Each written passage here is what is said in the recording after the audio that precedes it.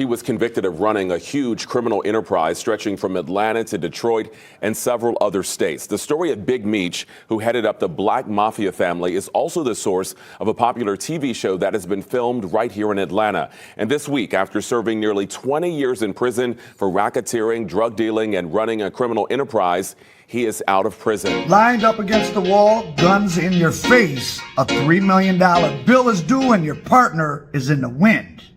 Oh, and your partner is your brother. Now, is this why Big Meech and Southwest T fell out?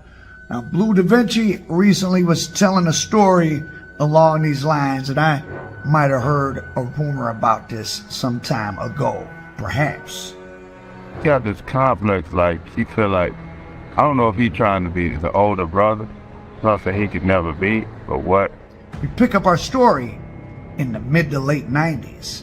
The exact place, I think, was Gardena, California, a solid suburb next to Compton, where Big Meech had his first California HQ. This is where Bull and Blue met Big Meech by selling him high-grade Cali Chronic. One day, the Mexicans arrive unexpectedly at the trap. And not the nice Mexicans, not the ones who drop off the bag.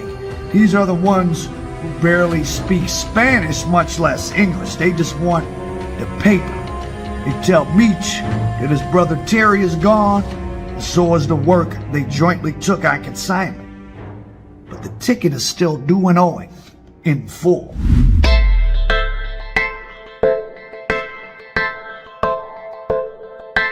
But T and his crew are gone.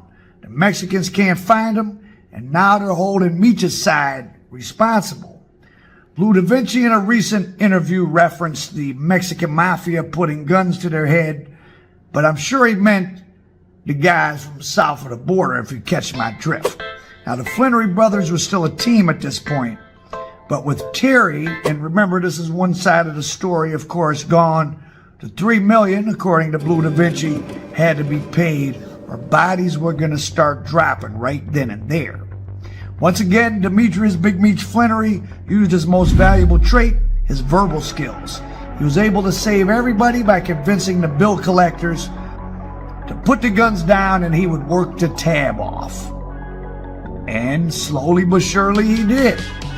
So, if you owe X dollars per brick, you just turn in a couple extra thousand for each brick, and, after you sell a 300, 400, 500 of them, you pay off $1 million tab. So to pay off a $3 million tab, maybe they had to sell 1,000 or 1,500 extra bricks they didn't make any money off of, but they could have did that in a month or two.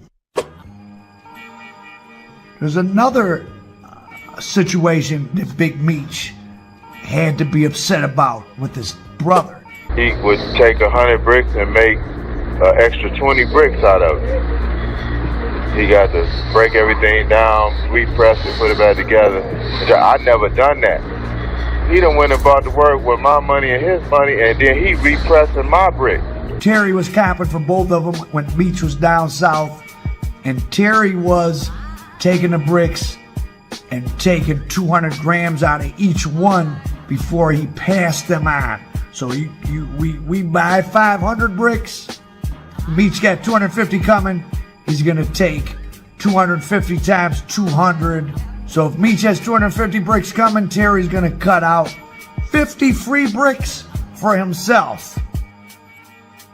According to the federal indictment, Southwest T was possibly talking about putting a hit out on Big Meech for making all of them hot with his BMF billboards and his antics in Atlanta, but it was T who was all over the wiretaps. They're the leaders of the Black Mafia Family, and they're from Southwest Detroit. Right now, Demetrius Flannery is in federal lockup, asking for his freedom because of the dangers of COVID-19.